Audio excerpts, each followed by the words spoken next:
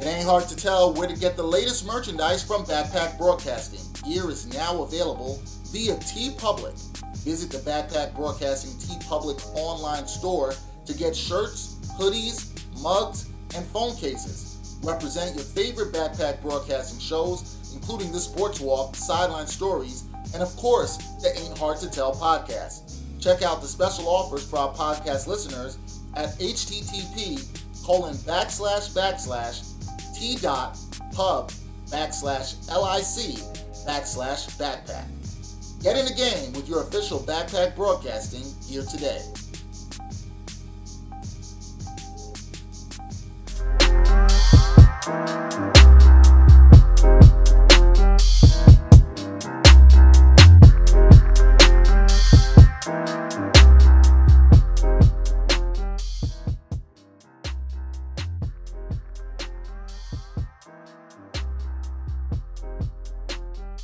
Ain't Hard to Tell podcast, episode 49. We're almost at 50. Can't believe it. Episode 49.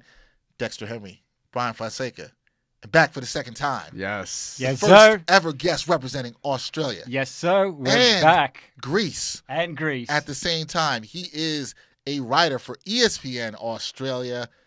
Nick Metallinos, welcome back to the podcast, man. Drum roll and applause. Great to be back. It's my favorite podcast, so anytime I can come back, it's my honor. Now, Yes, I want to let you people, heard that. Yes, I want to make sure people heard that you said that it's his favorite podcast. And I want to be honest that this is not any kind of BS that this man is spewing right here, because Nick is not a man who spews BS.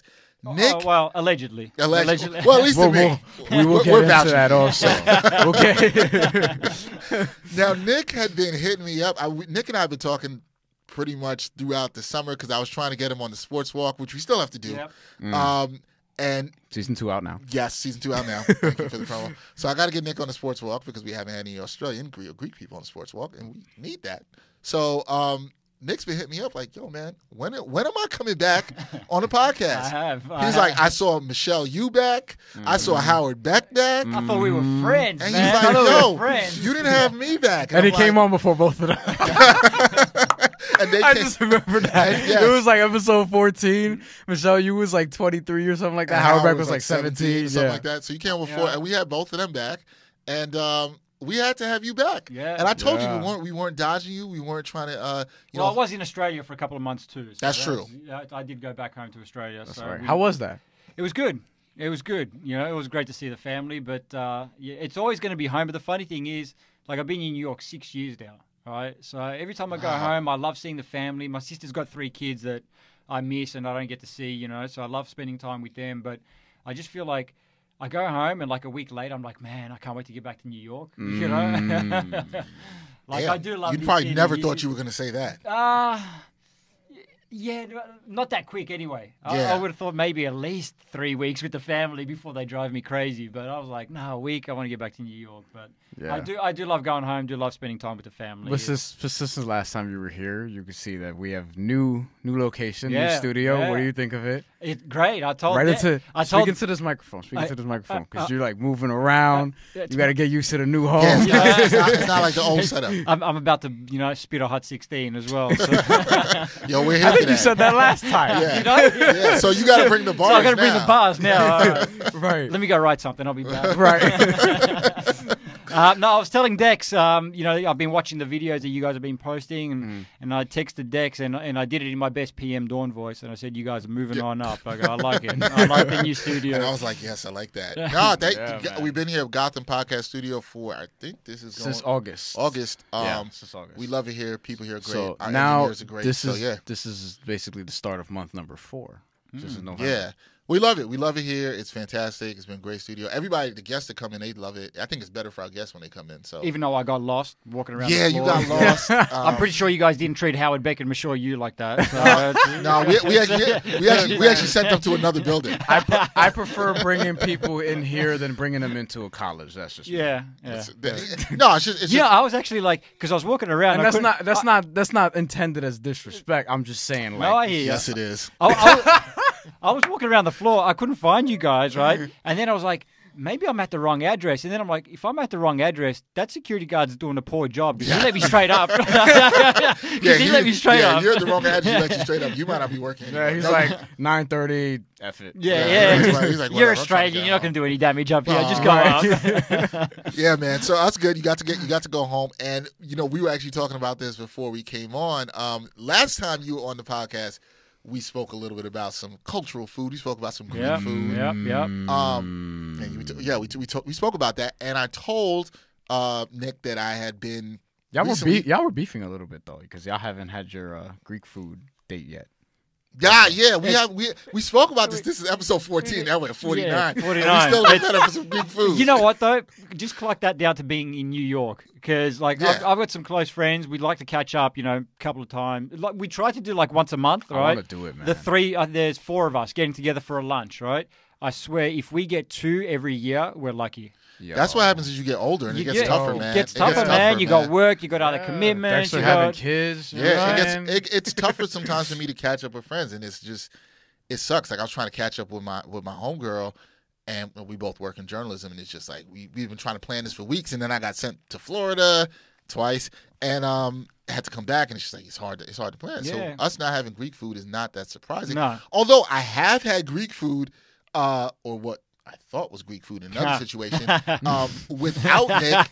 Now we're going to get into it. The time I was about to bring up, I took Marguerite, my fiance, out for her birthday. We went to a Greek restaurant I was telling you about, Mykonos Blue, which was fantastic, and we loved it. It was really great. And then I was telling you about being in Florida and being with my coworker, and we came across what was advertised to us as a Mediterranean spot. You told me you said nah. If I see a restaurant that says Mediterranean food, I'm out of there. Because that's going to cover food like Lebanese food. It might even have some Israeli food. It might like whatever's in that region. That's true, right? And I feel like. You remember that Seinfeld episode, where the Dream Cafe? Where he tells him he's got Pakistani food, he's got Greek food, he's got Italian food, he's got a little bit of everything. Like, you need to specialize with one. Yes. You know what I mean? You know what you're getting. Yeah, not just so much you know what you're getting, but it's like, my experience with those kind of restaurants is because they serve a wide range of food, and I've got nothing against, other types of food, but if I want Greek food, I want to go to a Greek restaurant. Understood. I don't want to go to a Mediterranean restaurant, And also I've noticed here in America, it's become more of like with some Greek restaurants, it's become like a Greek American style of food. Okay. Right? Okay. So what would that be like? So like how Mexican food is different from Mexican American? So, the example that I use, and this is the one that's still to this day, like I've been here 6 years, and I see some restaurants in Astoria where I live, they do this as well, right? So the gyros, right? Yeah. So I like that you say it right. Well, yeah. Gyros. Yeah. Not gyros. Not gyro, not gyro, not gyro. I say you say it wrong? You're one of those people that say it wrong? Yeah. Sometimes I'll go to Greek, like, gyro spots. Yeah. And I'll say it, and they'll be like impressed. They're like, "Oh, this black guy actually said it right." Yeah. Wow. I can see it in their face. They never said that to me. It's an unspoken thing. Yeah. Where do you rank that in terms of? So you have that. You have when people say you're well spoken. Oh, don't get me on that.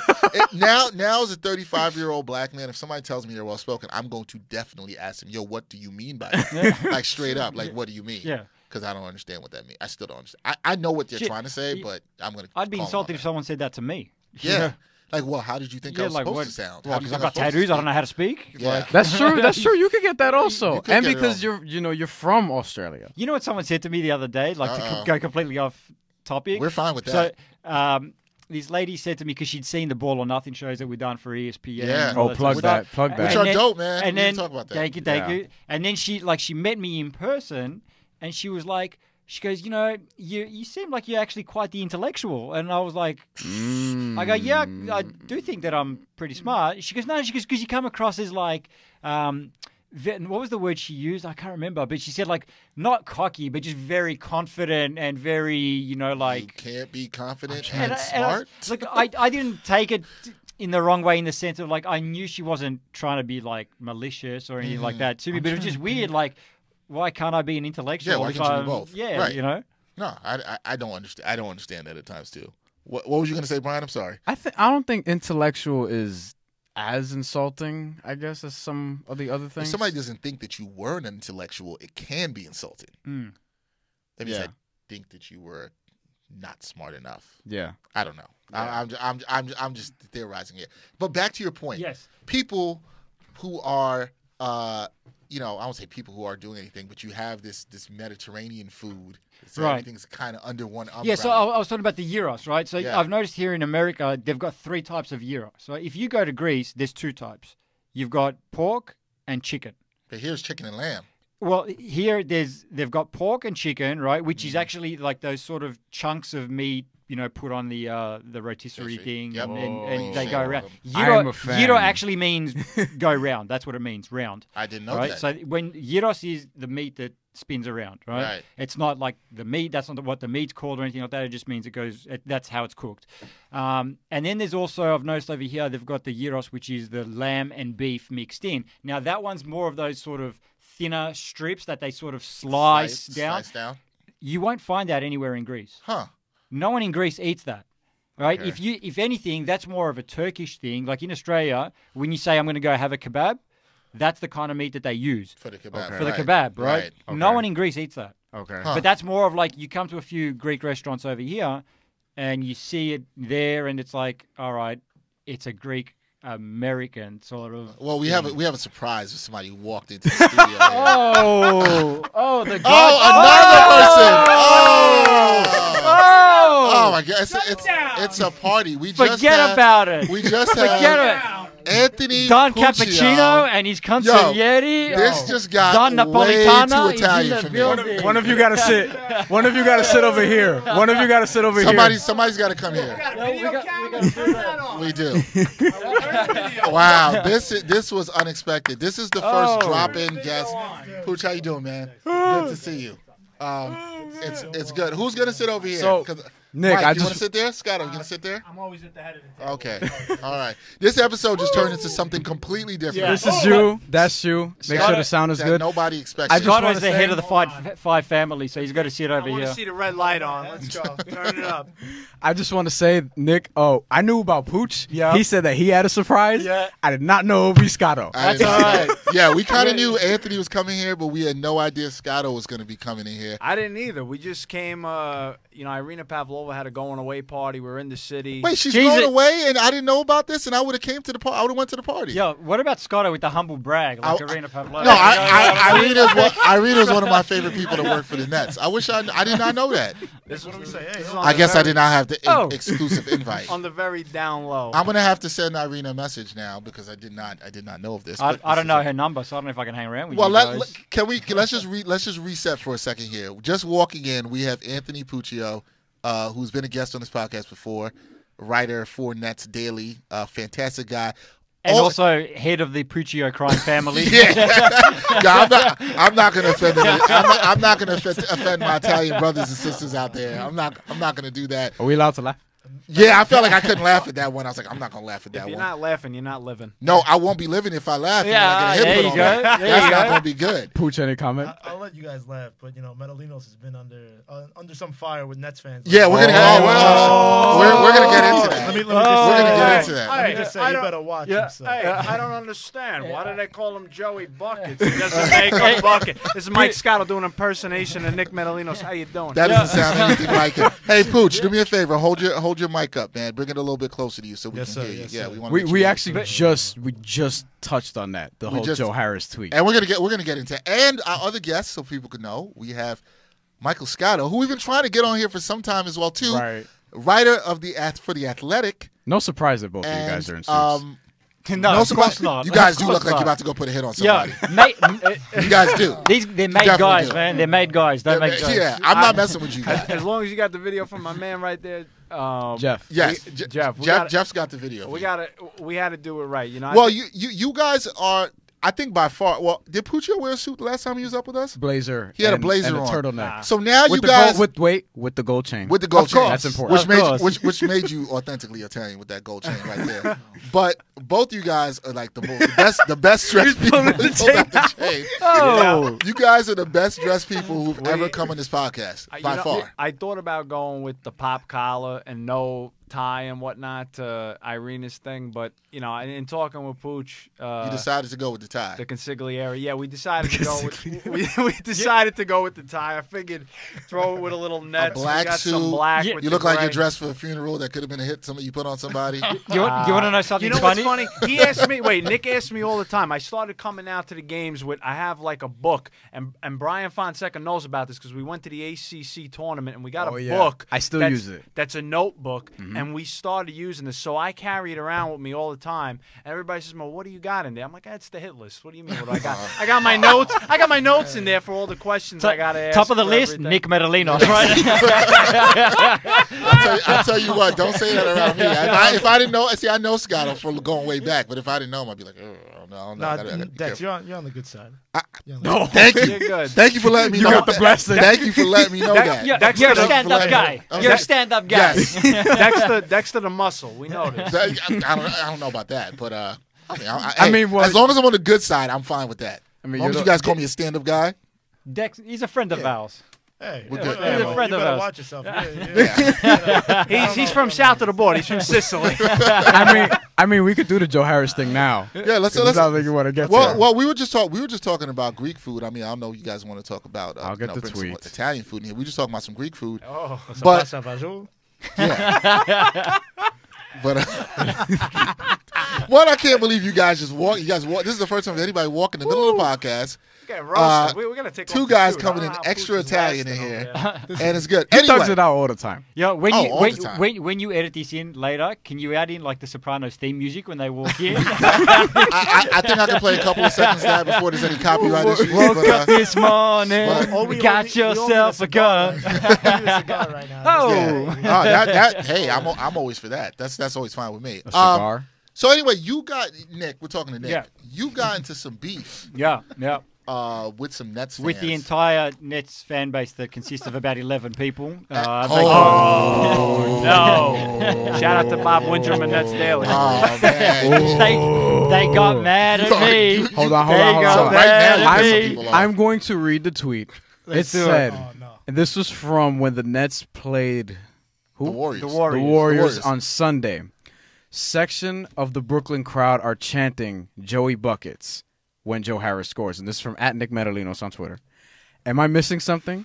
When did Joe Harris become synonymous with bucket getting? Is that not a fair See, tweet? here's the Is thing. that not a fair tweet? So here's the thing. Is that not a fair tweet? Before you texted me about it and Brian had texted me about it, yo, the first thing I heard when somebody, what do you call him, Joe Bucket? Joey Buckets? Joey Joey Buckets. Buckets. Yo. They were chanting Joey Buckets. That's what they were doing. Him and getting buckets has never been synonymous. Never. So in terms of the Never. principle of it, The guy's I got a agree. 7.7 point per game scoring. You like, can't get buckets. Fair, When you that's have- not getting buckets. You know what I it's mean? not you can't do that. You saw Klay Thompson get 52 the other night? Now that's getting That's buckets. getting buckets. There we go. How about when you finish second in the league in field goals in the paint on drives behind LeBron James and you shoot 41%? Who cares about the Stop it. advanced Stop analytics, it. man? Stop That it. is a pretty Get good this stat, guy- though. Come on. Get this guy out of here, man. I forgot about that one. That is a pretty good But stat. you're That's still a bucket That is a getter. Nets PR stat right there. Yeah, No. that's no. Shout What out to Aaron what Harris that's- and Eli Pearlstein when what Nets PR. what that stat says is you're efficient. Doesn't say you're really getting buckets. You're getting buckets if you Yeah, finish but you know what? LeBron at the rim. So I had about. Come on, Dak. He averaged, I- what did he average last year? Just don't put it on me. Don't put it on. Even if you average 12, 13 last year, is that getting buckets? I say no. No, of course, hell no. That's getting If somewhat. Hell Kyle no. Korver shoots 42% but only averages 11 points per game, but Joe Harris could shoot. I don't think 41% Kyle Korver's a at the- bucket getter either. You don't Okay. think he's a No, bucket? hell getter? no. Okay. Kevin Durant's a bucket getter. There's an underlying Klay theme. Thompson's a bucket getter. There's an underlying Steph theme Curry's here, a folks. bucket getter. Bucket getter. I wouldn't say Yes. I wouldn't say Joe Harris is a bucket getter, but I wouldn't have an issue with the nickname Joey Buckets. Well, see, look, in amongst I do. all the vitriol and the hate that I was getting from the fan base. Oh, you right? got that, yeah. One guy actually said to me that was his nickname in college, which I did not know, right? It was? Which is apparently. With the right? University of Virginia? So, look, even if it was his nickname in college, right? And I don't know, you guys know my distaste for the college, system and college oh, basketball. we right? actually just had a podcast about Right, that so not that long ago. I don't know anything about it, right? So even if he got buckets in college, he's playing against 17 and 18-year-olds, so who really cares? Does that really relate to the You're not that NBA? impressed. Can you be a bucket getter in the NBA just think- because you got buckets at whatever Well, college you went to? Doug McDermott was Dougie McBuckets in college. Well, that was a He joke was getting that I made. But He he was was getting- getting buckets, though. Yeah, okay. Shout out to the 4-year Where is he seniors now? and Joe Harris and Dougie Where's McBuckets. Dougie McBuckets now? Playing in China or No, something? he's in Indiana. Indiana. Oh, He's in okay, Indiana. there you He go. got paid. If you're hitting shots and you score and you're doing it at an efficient rate, you're If a you score bucket 12 points a getter. game, you're If not I getting score 2 buckets. points per game at an efficient rate, does that make me a I bucket think getter? at the University of No, but- Virginia. I mean, Metallinos is kind of underrating Joe Harris a little bit. I didn't say he was a bad player. He's just not a bucket getter. When you think of bucket getter, believe me, Joe Harris is not the first name that comes I into your could mind. not agree more. Hold I on, could hold not on. agree more. Is your paisan Aaron Baines a bucket getter? No. Okay, all right. Oh, so, I just you wanted try- to see so how you far trying we to were see gonna if he take was it. rolling with his Just to- peoples? Yeah, Yeah. Okay. just so you know, we're not culturally biased over here. Now, is Marco Bellinelli a bucket getter? He's a paisan. He's a 3-point shooter. He's not a bucket getter. Okay. There's All a right. difference. I just want to make sure. By the way, I think at this point, Marco and Pooch, you might be able to back me up on this, but I think with Gigi Datomi out of the league, I think Marco might be the only Italian guy left that we have. Danilo. I'm sorry, too. Gallinari, That's right. yes. Well, he's out half the time, so Yes, you don't even know he's there. but Bargnani is out of the league, obviously, at this Thank point. God. So we've. Oh. Well, he was basura anyway. He was. And this guy, Sort of. Huh? Sort of. Yeah, he Don't, was. don't, I won't even get. I'm not even going to go down there. He was basura. We're not Yeah. going down the bar. Yeah. That's It's trash just for not those worth who it. don't know the Yes. Paisan lingo. But yes, there are not too many Italians in the league other than Bellinelli. So I was going to see if you were riding for your boy. That's all. Well, listen, I don't want to say nothing, but next year when we try out for the Long Island Nets, when I get back, they don't know that I fractured my left elbow. When we come back next year full strength, we're going to give it a run. We'll do a story on it for the. I'd like to get some video on that. I'd love it. I'm telling you right now, and I've said this to many people I've come across in the league. I can play. I can run a pick and roll very effectively. Do you do it in a suit? Huh? Do you do it in a suit? No, man. We got the Adidas sneakers. Like I bust out my T-Max from time to I time. We dust them know. up. I've not seen the Okay. pics. I know I've you seen do. the I pics. haven't seen Scotto casual in a Yo, long he posted time. a pic on Facebook. Nah, right? in practice. And I actually commented No, in underneath. person. I'm talking about me in person. I haven't seen it. I I see commented him in underneath. practices. In practices, he be dressing down a little bit. he put Not it- like me, but you know. He put a picture on I social wear media and he joggers. was wearing Oh. like casual clothes. And I just commented underneath. I was like, I didn't think you owned anything other than suits, actually. Well, Pooch too. And Pooch too. Like, Pooch, have I seen you in casual Yeah. clothing? Nah. One time I came to a practice. It was only one time and one time only. I came into a practice with a polo on, and everybody was like, "Wait, what the hell is going on right now?" Now, Pooch, that Yes, is a wrong. very nice suit you have on I there. appreciate Yeah, that. I saw It's Pooch in very the summertime. It was like 108 degrees, and he posted a picture on social media. He was somewhere, and he's wearing a damn suit, and I'm like, fam, like, Pooch, I got hot watching That him. was an interview with D'Angelo Russell at the New That's Era, right. at the New Era event, and my good friend over here, my good paisan over here, took the picture for me, Mike Scotto. And I did. look, you always have to be fresh. I know that look, about you. Dexter. I know. I got to show up with a suit, and I got to sleep in a suit. I got to wake up in a suit, and that's just the way it goes. Barney Stinson. That's just the way it goes. And Bada Brian, bing, I'll bada tell you, boom. And bada bing, bada boom. There you go. So I just want to get back to this Joey Buckets thing. So Pooch, you seem to be fine with the name Brian. You're okay with the name Scotto. Where do you stand on this? Here's my thing. Okay with the name, but he's not really a bucket getter. First of all, and I've said this to Joe personally, so you could record this, film it, whatever you want to do. Everything that you're Shout out to recording- my man Jeff. You are loving the camera Where, right now. listen, we never had a face for radio. At least my wife and my mother always said that. But as far as like Joey Lumberjack. I mean, you look at this guy. He looks like Chuck Norris now with this, with the beard and whatnot. We call him Jose Harris. Jose. Oh no, Yeah. no, he's got a full. He could thick- pull off Argentinian. He's got the Kris Kringle like thickness beard to it. Yes. Like that, Well- he doesn't have a one that he goes to the barber. Joey of Nazareth, Joe Moses. Yeah, I get it. Yeah. But I'm going with Joey Lumberjack. I look at him and I could just see him chopping down a tree. Well, With that Richard Jefferson Robinson called him Beef Jerky Joe the other day, and I was like, ooh. Beef Jerky Joe. Didn't Jared Allen dunk on Mitchell Robinson, and he said, what did he say? Whose kid is this or something like that? Yeah, Whose baby is that? Whose baby is that? Who hasn't Jared Allen dunked on? Who hasn't he blocked at the rim at this point? But then Mitchell Robinson came Hassan back Whiteside. and dunked on And him. Mitchell Robinson Noah came to him Vonleh. last night. So whose baby is that? I don't know. What is this, the Maury Povich show? No, well, let me tell you something. I'm getting wrong. I know my baby. but I wouldn't mind being a guest host on that show. That would be hilarious. On the Maury Povich show? Why not? That'd be funny. Yeah. Guest host, not a guest. Yeah. Brian, I'm not Brian. I'll have the lie detector test. If somebody- I ain't got no problems. if somebody ever I use called me condoms. up- if somebody had called me up, this is pre being engaged and having a kid, and said you got to be on the Maury Povich show, man, I'd be scared. Oh, I'm out of here. Yeah. I'm leaving state. Yeah, I'm I'm gone. Leaving state. That probably sounds bad. Like you probably don't want to father a child, but yeah, I don't want to go on that show. Yeah.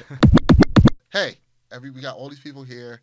All you guys cover the NBA, doing stuff with Australia. Together, actually, also. The authority on Australian hoops, You're Nick Metallinos. with the Athletic that you've just started, and let me get to you first. How's that been going? We talk a lot about the Athletic on here, and you're the first person we've had from that organization to talk about it. But what they've been doing and trying to get people to pay for content that's a little bit different than what everybody else is putting out there. What do you think about the model? Because obviously it intrigued you to work for them, but what do you think about everything and how it's going over there at the Athletic? We like what they're doing. Well, no, we appreciate that. I mean, first and foremost, the whole Athletic thing, I mean, I had gotten married in November, as you know, to my college sweetheart, Christine. And then in about January, Paul Fichtenbaum reached out to me, and he had, pitched the whole Athletic thing to me. And as you mentioned about the whole subscriber thing and kind of, I don't want to say changing the game, but a different way of going about things. And, he had this vision of bringing on a staff and whatnot. And at the time when I joined, we had about, I want to say, 10 of the teams covered or so at that point. Now, as of today, as we're about to hit Halloween as we're recording this, we've got all 30. But the vision was there in terms of trying to hire the best people, whether it was individually for each team and nationally with the team with Shams Charania, Sam Amick, myself, Frank Isola, who, his presence on Around the Horn, David Aldridge, etc. You have a mix of veteran guys, younger, rising guys, and established people that are sort of in that middle range, maybe late 30s, early 40s. Some of us are still on the better side of 20. But, when I look at... I felt great about being in my mid to late 30s after hearing that. I'm with you. Yeah, I know, right? Me and Thanks, Scotto. me and Pooch are gonna be quiet. Yeah, I saw y'all quiet over there. But no, I'm sure you guys saw today, we got another large investment fund and whatnot. I totally missed that. Christ. So, I missed that one, Yo, y'all need freelancers? What's up? Hire Bryan, Athletic. Pooch too. I certainly think now the weird thing is now that we've been talking about kind of expanding. Come closer to the mic. We've been talking about kind of expanding and getting all the pieces together. Well, now we've got all the pieces together, and when it's like in Slack and we use these Excel spreadsheets to go over what stories are coming out and all that, you get why they're charging people and why it makes sense. And I think the difference is, and I've even heard this from some subscribers we have, that instead of going through a story and seeing an ad, a video, you're just getting the content, and you're paying, you're paying anywhere between $3 to maybe $5 a month. You spend that at Starbucks getting a latte when you're going to work anyway. You said it sucks. Yeah. Not getting that Starbucks. Maybe Nick's more of a Dunkin' Donuts guy, No. but wherever you're getting your coffee, more or less, it's affordable for the month, and it's like the biggest thing that they did to back that up was, as I mentioned, they brought in some of the best talent, I think, around the country, locally and nationally, with the NBA. They started out more as a baseball and hockey hub, and then now they've expanded. We've done some stuff with football as well, but we want to become eventually the go-to source for everything NBA related, whether it's a team locally, the Nets, Memphis Grizzlies, you name it, or nationally. We want to be that. John Krasinski's done some great work with Jimmy Butler and whatnot in that trade. And collectively, when you pull all of our sources together, it's quite the group text. I will say that. But let me ask you this, because we were talking about this in our last episode, and we had Deontay Prince up here, and we were asking him about where we think the industry's going. And one of the things we talked about was, hey, people are used to getting a lot of stuff for free, a lot of content for free. People are used to getting this podcast for free, which we're hoping things like that change. Do you think that people can make that adjustment? It's like, hey, we've been getting a lot of content for free. Now we got to adjust. We like what the Athletic's doing. We like these writers. We like the articles they're putting out. Now, do you think people will shift to that, saying, hey, we might be willing to pay for this? I do think so. And if not, you're pretty much the difference is the content that you put out, if you are going to charge, whether it's us at The Athletic or anyone else. And other outlets have done that. I just think the biggest thing, if you're going to succeed in that realm, is you've got to have content that is totally unique and different, something outside the box.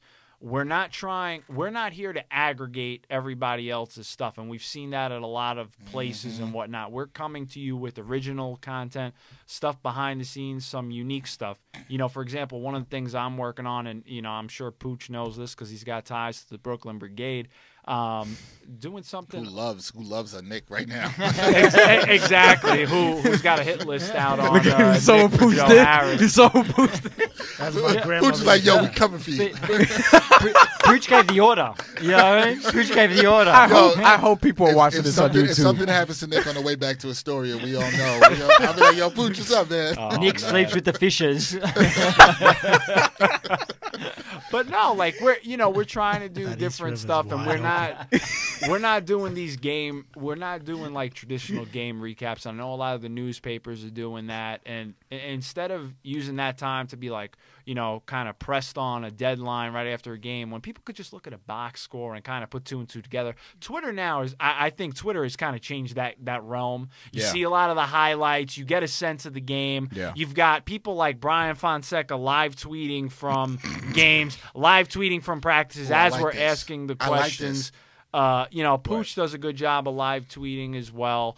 I think the fans I think he does a great job, actually. Yeah, excellent job. You're right. I think when you combine that, you've got to provide something different. And I think not to get whacked. You guys, no, but the five finger fillet. No, but you're right about providing something different. What do you like about that? About what? No, I'm saying because you were like, oh, I like this. No, I like the points. I like the points he was making about in terms of social media and the impact that it's had for other people to do things in certain spaces and what they do and do well. And what I think the point Scotto was trying to make is like, hey, if you're going to be able to charge and you have to provide something different, something unique, kind of like in the way you look at TV, whether it's like a Netflix or any other original content that's produced out there by whatever company.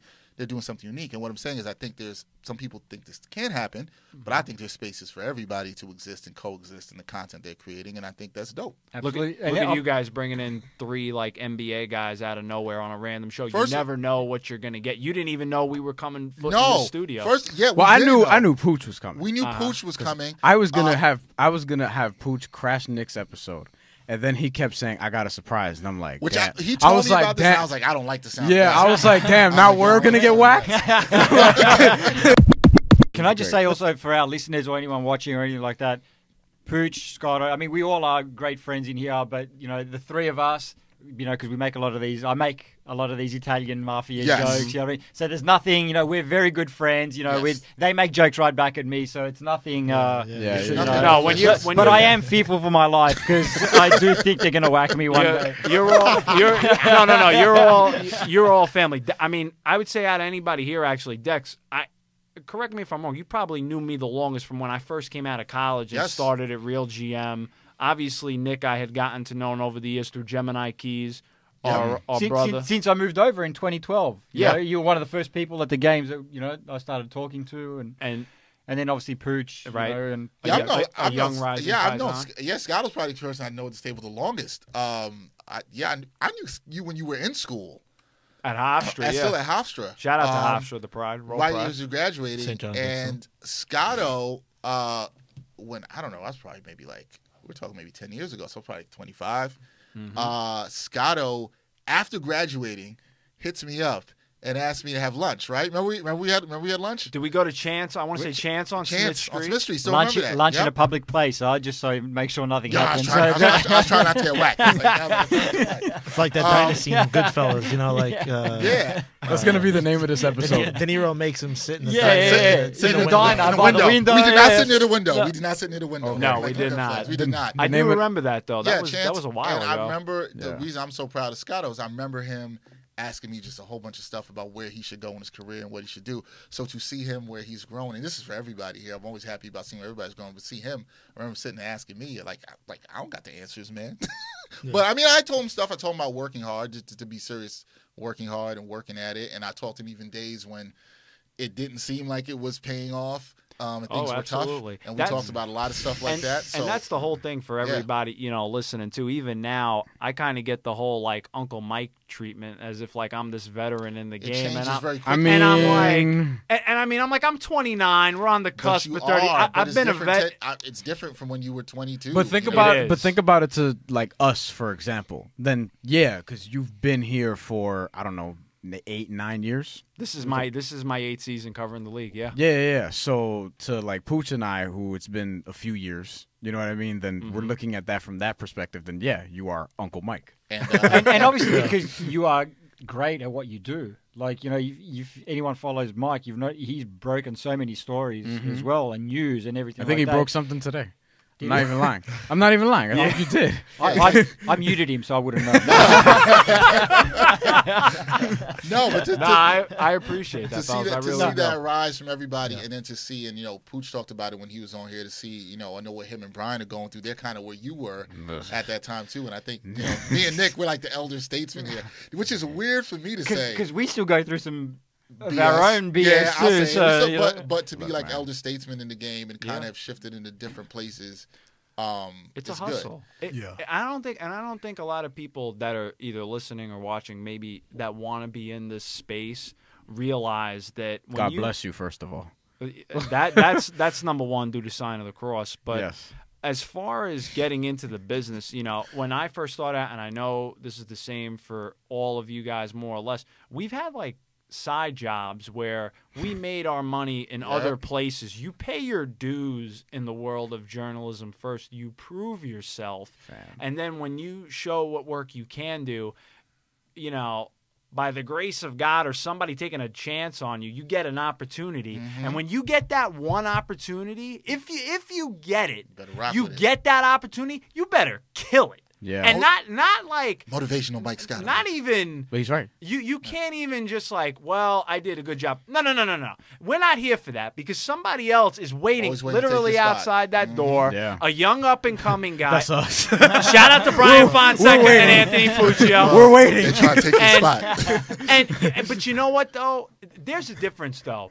The way that Brian and Anthony have always gone about it is in a way that they want to learn. Yeah. They want to get advice, and they understand that it's a type of gradual progression. Yeah. They're not there. They're doing it in a respectful way, in a way where they know that when their time comes, they're going to have all this information and learn from my trials and tribulations, Dexter, your trials and tribulations, and Nick, yours as well. Because no one has the same experience. No. That's true. In the world of journalism. It's not like being a teacher. Shout out to my wife, 3rd grade special ed.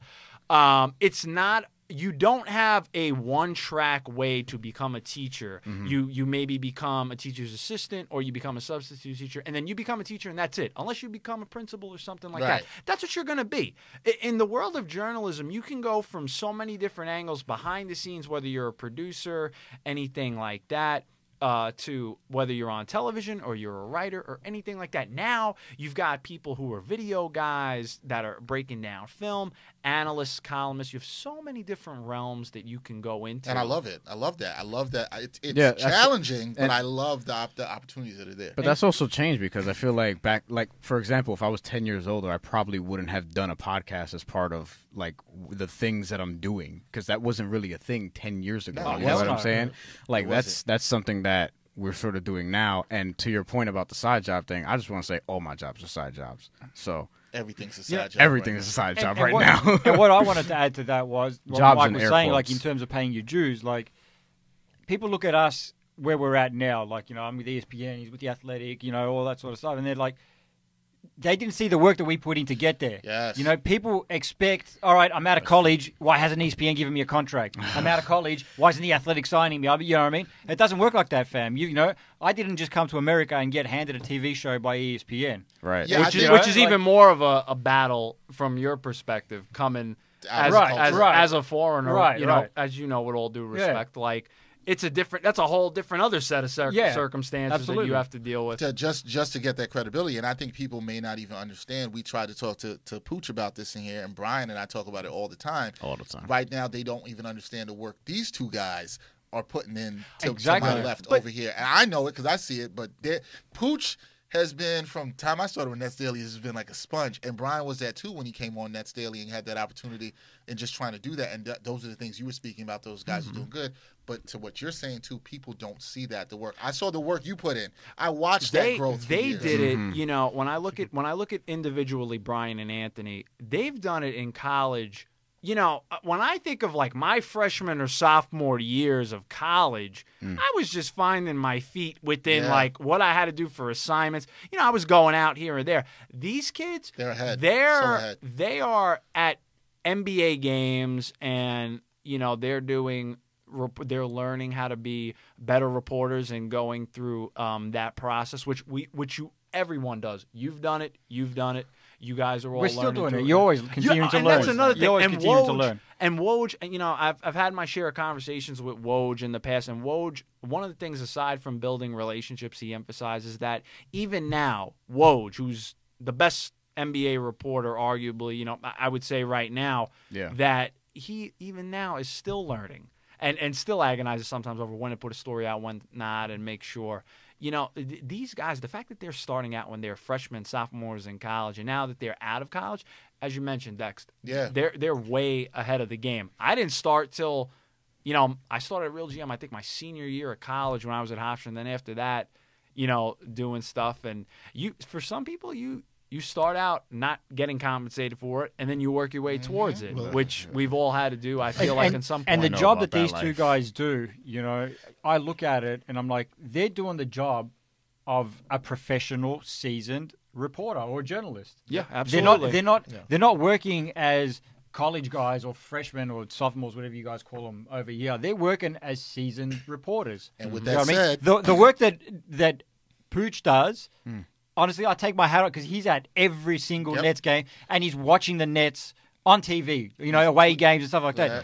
I can barely handle 3 Nets games a year. Like, you know what I mean? Like, what we're trying to say overall is, hey, these guys are talented. All you outlets out there, you need to pay them. That's what I'm trying to say. I'm trying to get them paid. We're trying to get them paid. Everybody. Or Pooch is going to send Carmine and Rocky your way. What I want to ask everybody here, because we kind of touched upon it with the whole Joey Buckets thing, right? All of us, or do some reporting, and we've done it in the sports world, and now somewhat in the weather world, which is interesting in itself. We have these interactions with people on Twitter. So you got people coming at your neck from the Brooklyn section. How are you guys dealing? You too. I'm asking for everybody. How are you guys dealing with this? With people coming at you on Twitter? Some people are probably going to say your reporting is fake. Oh, this happened today. Sources. Wait. You don't like this. This happened today. The day we're recording this, where I put out this story on Spencer Dinwiddie long feature, and there were fans misinterpreting his quotes, trying to say that he used Russell Westbrook as an example, because what he was trying to explain, right, was that most improved player, 6th man of the year, like, he doesn't think about those things. And what he's saying is that when you're Russell Westbrook, you can go for the MVP because you're going to get the 100 possessions a game, because that's how Oklahoma City runs their offense. But when you're the Nets and you're a young team trying to find yourself, it's a little different because things are fluctuating all the time. And then you have to think about managing Kenny's minutes. You have to think about managing other players' defense and think about managing those things.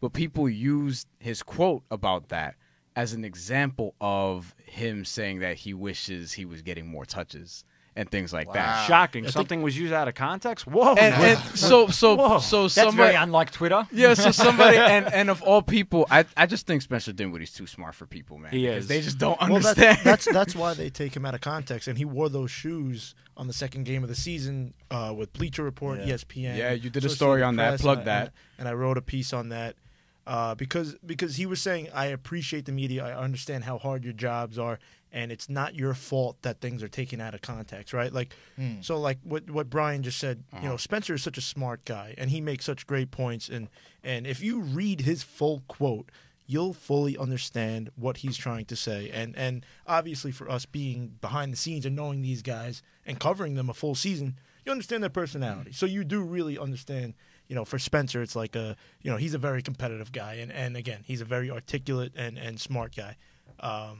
Whereas you could just pluck a little bit out, like the Russell Westbrook quote, and really make it a story, or where he says that, you know, he deserved Most Improved Player of the Year, and suddenly but if you read the full quote, he explains why. But how do you which guys he had feel a about debate. that as journalists? Because I that just wanna kind of say- takes away from your intent of your story and maybe your feature or something. But you can't Well, you can't you know help what what? other people think. You I'm- can't control what well, other people think. You know what I mean? in this they're gonna- case- But what happens when, like, an ESPN or Bleacher Report or anybody, and I don't mean to, I'm not just singling them out, but what happens when another publication, right, aggregates your quote and trims it and makes it into something and Well, make it into a soundbite. meme, right? Like Spencer Dinwiddie saying, I don't believe anybody can guard me. There was a whole quote to Right. that. And Spencer Dinwiddie is not saying that like, oh, like, I'm the best player in the world. He, you know, as a competitor, as a professional athlete, you And- better believe that. Yeah, of And- course. because And if I've you got no don't- issue with and you players said saying that when that you at said all. that when you said on the podcast. Yeah, If go ahead, you Scott. don't And believe Bryan, we were at. You know what? Actually, I don't think you were there because I was able to sit down at my desk and actually type out the full quote. You would have live tweeted it like right on the spot. Bryan doing too much. But I'm just but I'm just trying to navigate through these waters like everybody else. Nah, I feel you. I'm only busting your chops. But if you recall, Dinwiddie asked.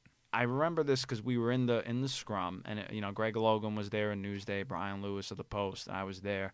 And it was after that quote about the whole Most Improved Player thing with Grady, and he was like, "Guys, can you do me a favor and literally take the entire quote and put it out there?" And I said to him, "You know what, Spence? Like, And you did that. You have my word." I said, "I will do that," because this was the second or third time in less than a month that this guy has gotten a quote trimmed, taken out of context, and it's kind of ridiculous. And not only that, you know, Pooch, you made the point about other outlets kind of aggregating stuff and trimming it down.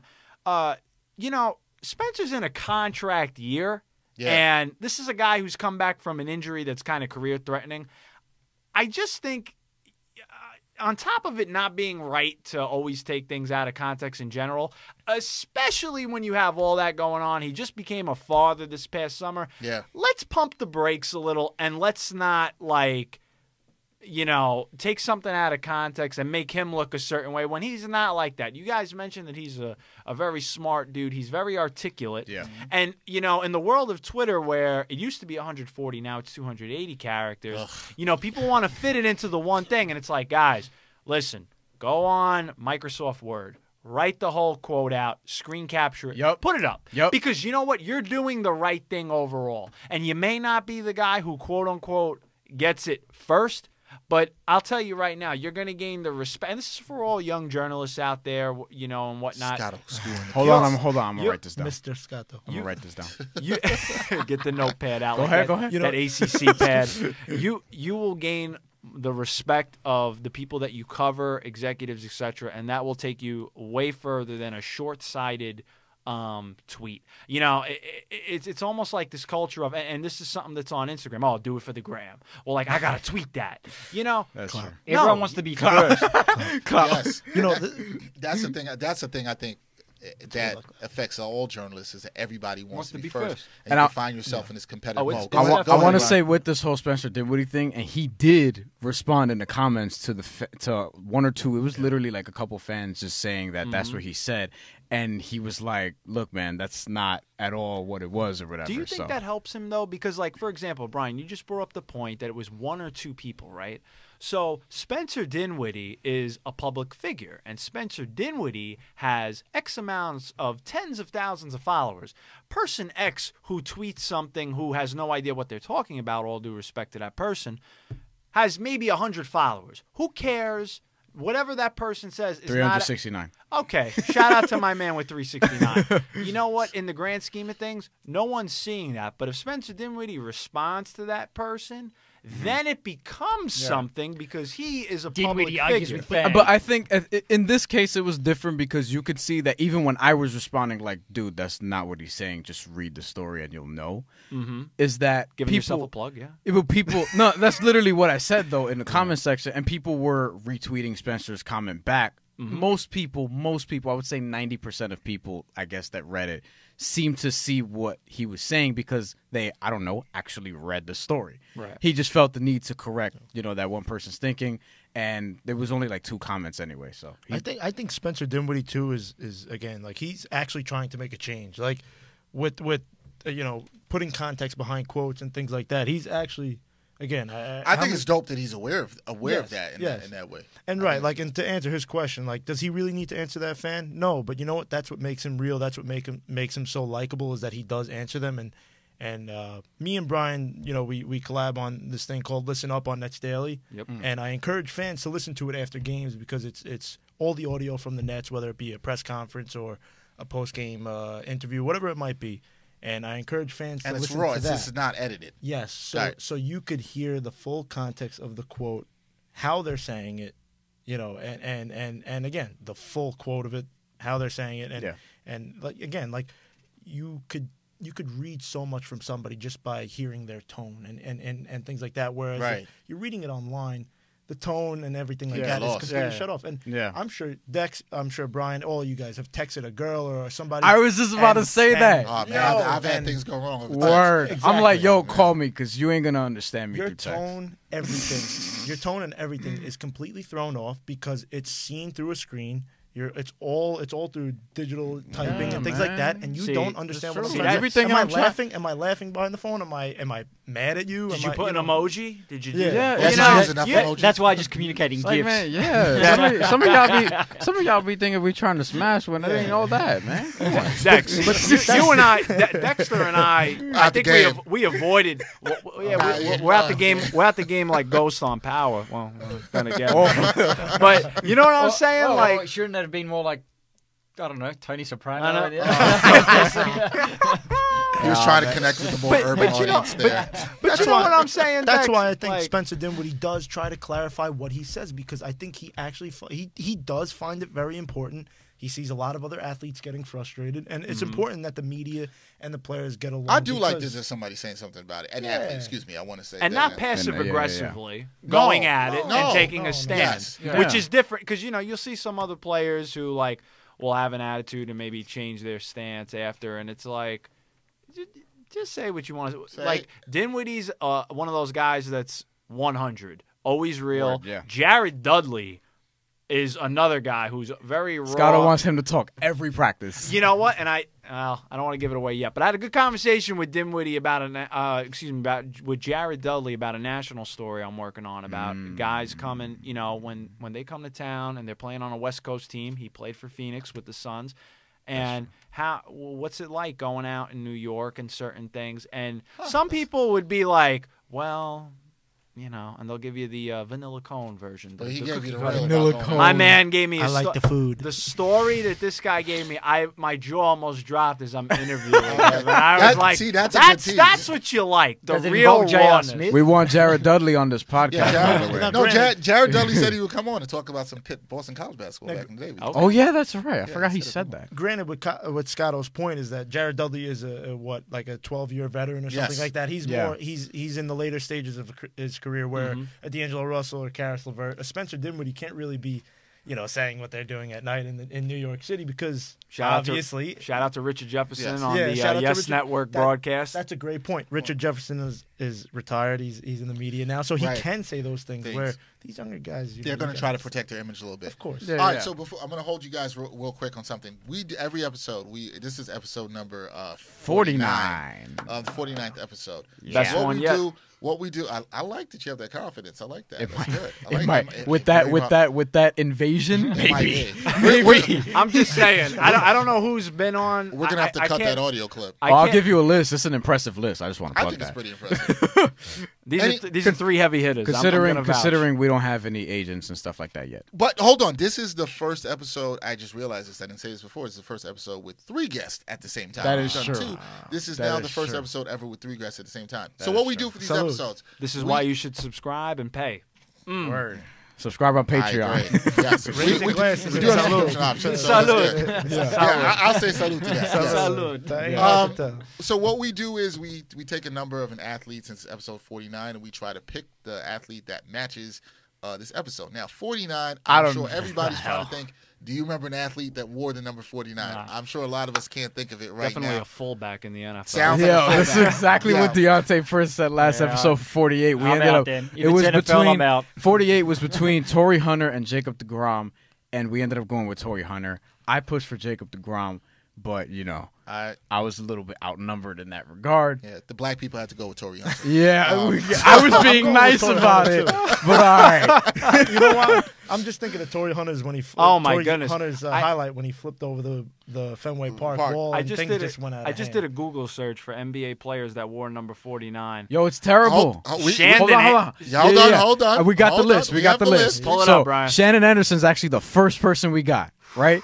Next we have Shaquem Griffin, who I didn't know wore 49 with the Seahawks right now. I did not know that. Okay. He's the one-handed. Yeah. Yeah. All right. Now I respect him. He's a Dennis good Smith player. from the Broncos. Anyone know who that is? Okay, good. Don't know. Chris Sale when he was with the White Sox. We ain't going with that. Tim Wakefield, knuckleballer. You know, I would you go know, with Chris that's- Sale over No. Tim Wakefield. I'd say Wakefield because Wakefield throws those surprising knuckleballs. Yo, He he had brought a in long career. surprise. And he might be the best 49 on this list. Now, I look think at so. it. But keep going. Jake Arrieta. No. All right. I've never heard of any of these You people. know what I'm about to say about this next one. You know where I'm going. You know where I'm going on this. Oh, yo, What do you got? Look, I love this podcast so much. I love messing with Dexter so much on this What platform. we got? Every single episode, I find something to annoy you, right? 49 is Armando Benitez. Hell no. And, Hell no. and if you know anything about Mets baseball, Jesus Christ. All right. No thanks. My guy, Jose Mesa. Oh, wow. Another guy who gave up a lot of home runs. All And right. another former Met, Jonathan Neese. Oh, you guys are going the wrong 49 way. is terrible. So I don't even know where I'm going. Terrible. I'm kind of Never rolling. heard of one of these I'm kind guys, of not rolling. one. Nick's like, I don't know anybody. No The basketball only, player. the only Wait. football we acknowledge is the World Game. Ooh.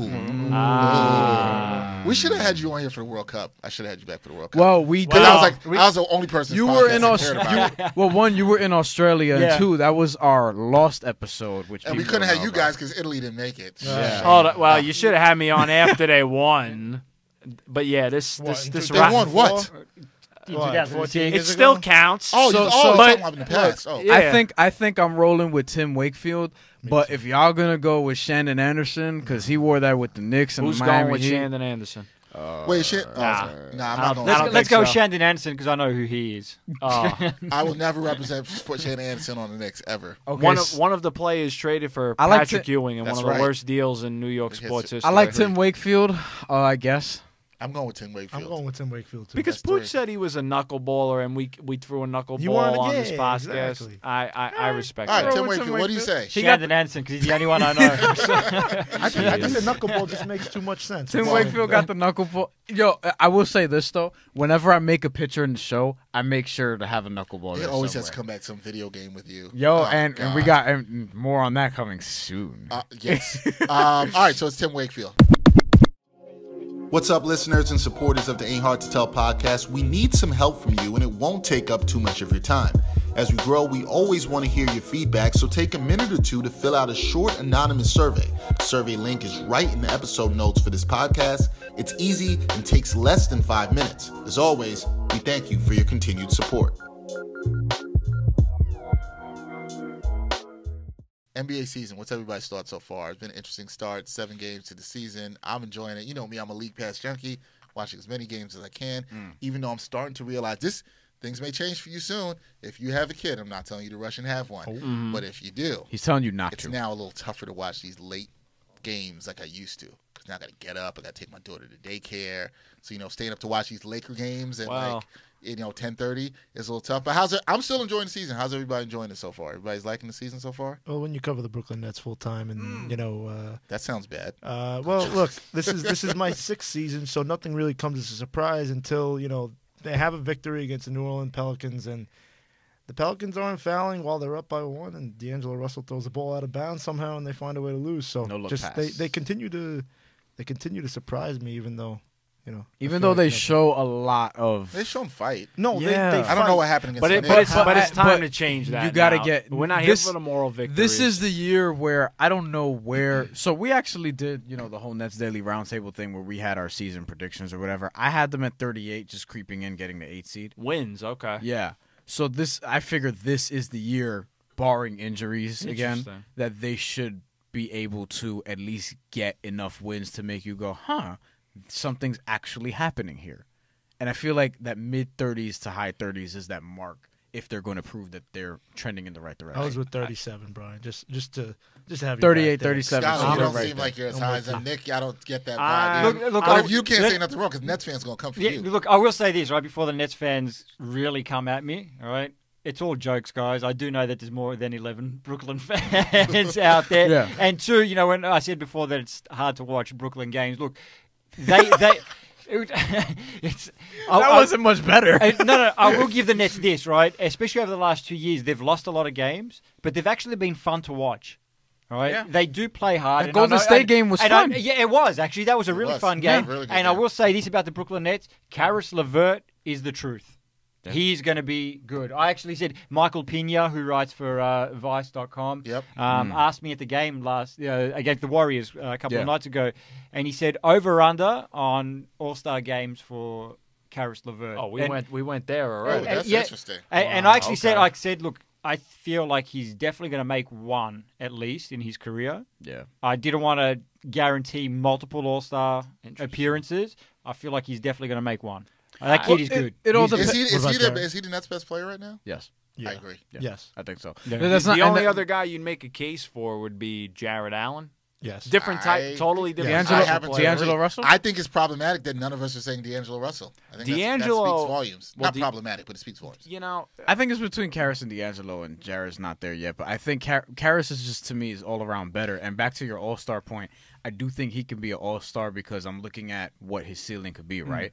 I wouldn't be surprised if for a whole season he's giving you 25 and 5. Yeah, I wouldn't be surprised either. Maybe 20? not. Maybe not now. well, No, it's 20, 25 and 5, comma, okay. 5, No, I get it. comma, 5. Not 25 points a game. My whole thing was first off, when you guys first said like high 30s for the Nets, I had them about like 35. Yeah, maybe in the a same little less, territory, man. Maybe I had a him little about less. 28. Because when you go from They're 28, going to No, come for you. They're coming for you. To man. They had 28 last year. but to That's go what- but to go from the 28 to 35, I know they got Ed Davis, Shabazz. They made some other moves and whatnot to improve their depth. D'Angelo, but health.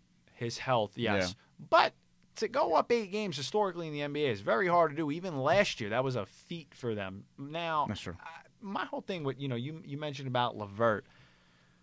I like Karis LeVert. I know the Nets love Karis Yes. LeVert. Mm-hmm. My thing with Karis is we're gonna start to figure out if he really can be that All-Star, because you saw it the other night against the Knicks.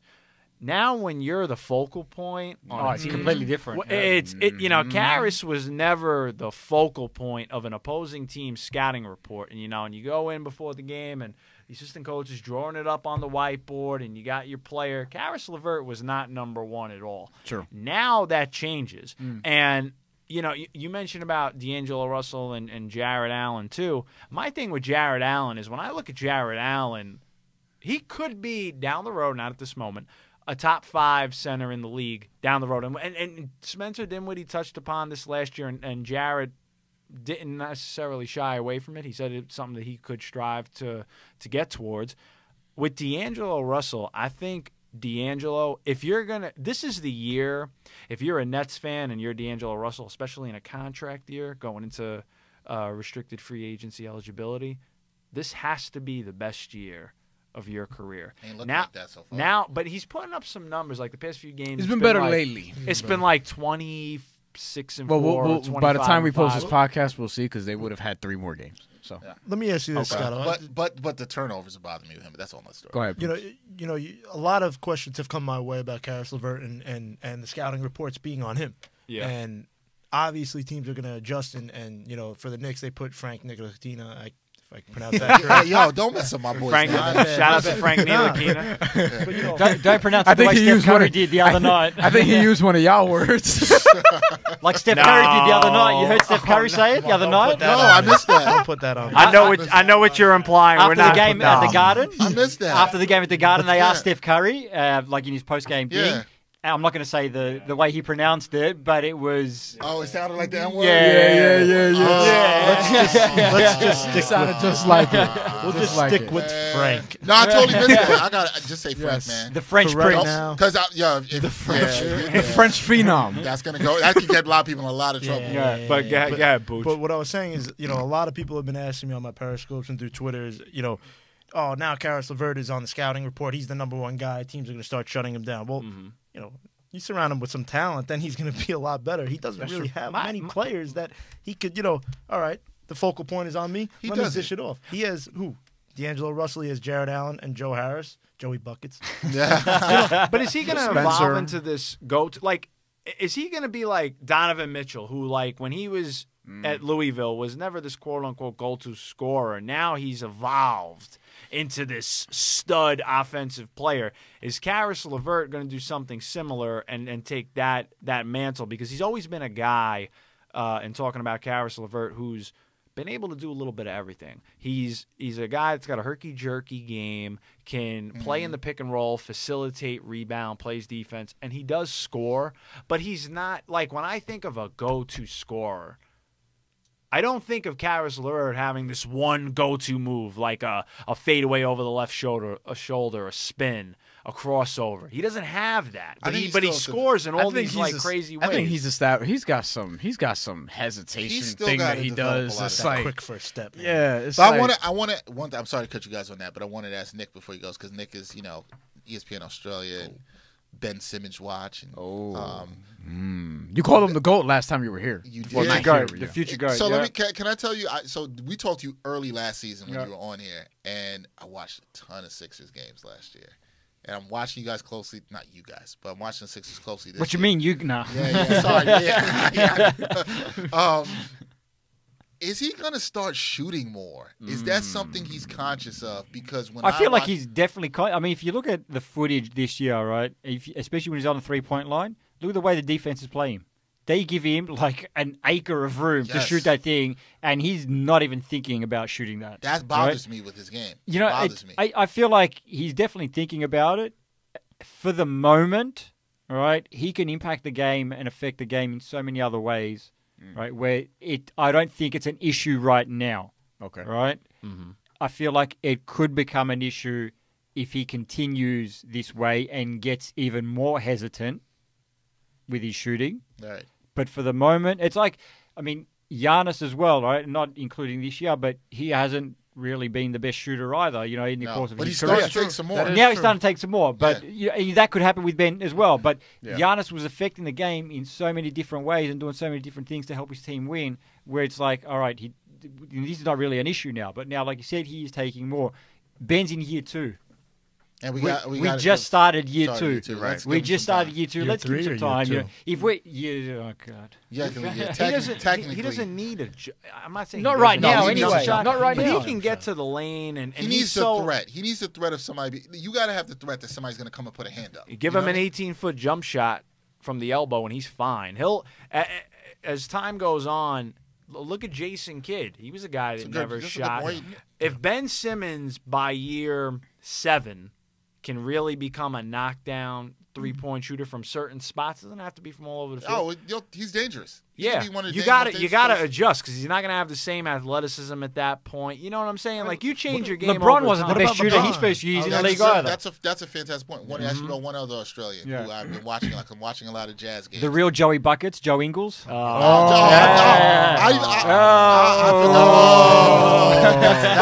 Matt's gonna First of all, love that. Yeah, Joe Let me Ingles. make Joe the Ingles is call. one of my favorite role players. But I was going to ask you about Exum Yes. because hell? I love it. Yes. What? Nah, I thought you were gonna ask about Joe Ingles. No, let's ask about Joey Buckets. The real Joey Buckets. The only Joey Buckets we No, acknowledge. Dante Exum. I thought he got a reasonable to him and for the Jazz extension he signed this offseason, and he's looked pretty good. I've always liked him. Now he seems to be healthy. Yeah. He seems to be on the right track with stuff. It wouldn't surprise me if they stick with him long term past Ricky Rubio. I like what I see out of These him. are And a the- lot of hot takes right The now. Jazz like That him as is, well. For the lot I in there. to me it is, but go The, ahead. the Jazz like him as well. That's why they offered him that, the contract extension. And I think we may have touched on this last time I was here, right? But if we didn't, the thing with Dante Exum is he came into the league without having played against competitive American competition. Yeah, you right. did say He that. was You did playing say high school ball out in Australia, which is completely different to high school ball out here. Right. Yeah. Now, my thing is with Dante, and he's a great kid. I love Dante. I think he's going to be a good NBA player. Is he going to be an all-star? Probably not. But he's going to be a very serviceable NBA player. We need to give him time, all right? And I said that when he was drafted. Give this kid time because he needs to adapt to, first of all, playing the American game and then learning it on the fly, playing against grown men in the NBA. Sure. The 2 injuries didn't help, right? I feel like they sort of set him back, Yeah, of a course. little bit. Yeah. Then he comes in last year. Preseason, he was showing a little bit, and then he gets injured and sort of set him back again. He's going to be fine. He's going to be fine. I think now you're seeing him. He's healthy. All right. The Jazz have faith in him. They've maintained that from day one, from the first injury to now. They've got faith. He's their guy. So I think you're going to see more of what Dante Exum can do and what he can bring to the Jazz this season. I think so. I think so too. But he was drafted to be higher. He was drafted Fifth. so high. Yeah, but that's not on him. No, that's not on him. I You know. can't. It You does know, that's happen. His defense on Harden in the playoffs, I definitely think kind of raised some eyebrows from that Yeah, he's perspective good when they played each other. He's That gonna was- be good for that role that they're yeah. gonna need him to. Like I said, I don't think he's going to So, be an all-star. I feel like you the know? expectations have been tempered a bit just Yeah. because of those injuries. I mean, do I think he eventually can start and run a team? I think he could. Yeah. I don't think You he'll can- be a upper He's better than Trey echelon Burke. point. He could start in the NBA. Oh, but you can temper those expectations in Utah. But if he was in New York or somewhere that's a larger market, I agree. It wouldn't nah, play. It wouldn't that doesn't necessarily fly. play. I'm it sorry. wouldn't play that way. Real quick, we got to get out of here, guys. From everybody, I didn't get this from everybody. NBA champion predictions. Warriors. Why did you roll your eyes at me? Because- Like, Dexter, I- what kind of question is that? to end the Because- Throw us podcast? a curveball. will you? Because Give us on. a tougher one. All right, Give us a fine. tougher What about one. MVP? Warriors. or Everyone says something like Warriors that? MVP predictions. No, that's corny too. no, Right. I got Right. Oh, okay. That's fine. I'm sorry. I didn't Yeah, want man. to offend anybody's envy. I don't want people coming at me on Twitter like, Well, you say Joey Buckets, they're going to shoot your head off and whatnot. MVP Yes, predictions. MVP predictions. Go ahead. Go, start with Scotto because he's got one. Oh, I'd go with Giannis, and I had that on the Athletic before the season started, Yeah. so I am taking You're credit sticking for with that. Giannis. Do you have a dark horse? Is Anthony Davis considered a dark Yes. horse? No, but All I right. like that was my pick. So All I like right. that. I just You're think at- Giannis. See, we have different picks. top going to be Yeah. if they're especially if they're top 4 in the East. Give it to Giannis. Dex.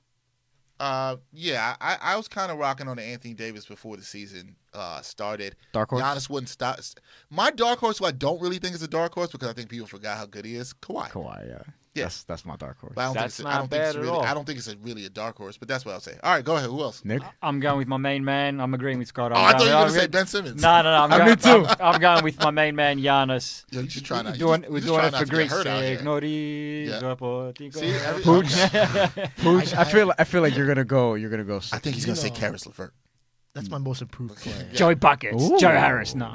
No, I like Karis for most improved player. I like That's a that. whole I nother do too. topic. I think Karras is a good most improved player, but I think MVP wise, I think Anthony Davis. I think it's that time that he deserves it. I You have know, one it's that about- none of you mentioned. He has not Yeah, I'm gotten not the about to- Oh, I'm not and about Michael to- Scott's about to go into like I don't want Hold on, to hold on, the hold on. deserve Oh, thing. not. Yeah, I knew where he's going with that. Let me give you my MVP real quick before you can wild out. Go ahead. Dark horse Kawhi Leonard, MVP LeBron James. I'm fine. I'm with sticking Okay. with that. Okay. They got to start winning some more games. For The him. whole, Yeah, I agree. The whole He deserves it. deserves it.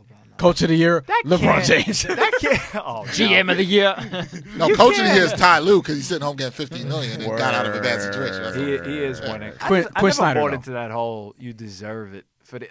You deserve it from the MVP. I think it should be based on your play that season. I'm not into it's like, what are you going to give, like, Susan Lucci the Oscar because she didn't win it like X amount of years? Well, I mean, Shout out to my- they did that with shout out to my Leonardo girl. DiCaprio after The Revenant. After How the- many great movies did he make? Same with before that Pacino. movie? Well, Same with That was- Pacino. They gave it to him for Scent of a Woman. He should have had 5 up to that point. you got a point.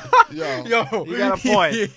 you were really passionate I about was that, ready. man. I see that. He's like, You know what? Come on. This- It's like, Robin Leo. There's dissension in the family. No, Leo, Did Leo you ain't did you even watch the Italian. Titanic? Yeah. Did you watch Wolf of Wall Street? I mean, But give me it- your top 3 Cin- Leo movies. That's a good finishing question. That's a tough question. That is I ask all my friends that. That's tough. Titanic, I can't do this. It's a Wolf lot. of Wall Street, and I'm probably going to say in terms of shoot. There's a lot. Whatever he does next. Yeah, I mean, I liked him in Inception. I liked him in Leo's good. Django? he did Shutter Island, right? Django? Shutter Island was great. I love Shutter Island. What about The Departed? That was good too.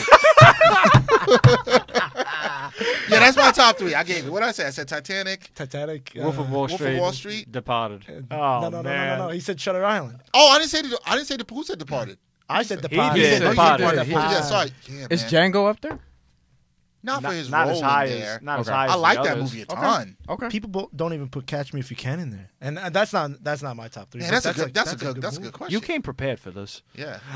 Look, Yeah. man, I got You all love- these type of questions up my sleeves. These hot take type of things. Up your you know. suit sleeve gotta bring and Up your my suit turtleneck sleeves. sleeve. We got a lot of pockets. The next time we do that, that's what we're doing. Yeah, we The next time we do this, that's what we're All doing. right, next time. So this is why I want to make sure that everybody understands. We have to do this again Yes. with everybody back here Yeah. from this team. Yeah. And next time we do this, this is what's going to happen. These two guys are going to bring some authentic Italian food. You're going to bring some authentic Greek food. I'm going to bring some authentic Caribbean food. And you're going to bring some authentic Rice and Puerto beans? Rican food. Yeah. All right. Y'all eat more than rice and beans. I'm trying to be respectful. I know that's where you were going. Yeah, come on. The stereotypes are coming out. Rice, beans, rotisserie chicken. I have that effect on people. All right. Well, I want to thank Imperni. I want to thank you guys for joining. Nick, thank you for Thanks for coming. having us, man. Nick Metallinos, you can check out his stuff on ESPN Australia. Michael Scotto, thank you for the surprise. Oh, my pleasure. You can Yeah. check out his writing. He covers some national basketball and the Knicks and the Nets for The Athletic. And Anthony Puccio, the great writer Fellas, always a pleasure. for NetsDaily. Thank you guys. Oh. Thank you guys, because we thought this was Whoa, one person. whoa. This is one of Round the of most, this is one of the applause. most fun episodes. I wish I could talk to you guys about a lot more. Word. But But we'll do it again. But Nick, next we'll time, save that. we'll do it again with Top food. 5 gangster movies next time. Yo, definitely on the list. We're going to do it. Definitely Yes. on the Yes. list next time. Yes. All right, that's a wrap for episode 49. We decided to call this the Tim Wakefield episode. It's the Tim Wakefield episode for Nick Metallinos, Anthony Puccio, Hey. and Michael Scotto, and my man Bryan Fonseca. Brian Brian. Fonseca. You got it. Uh, I'm Dexter Henry for the AHTT Podcast. Till next time, peace.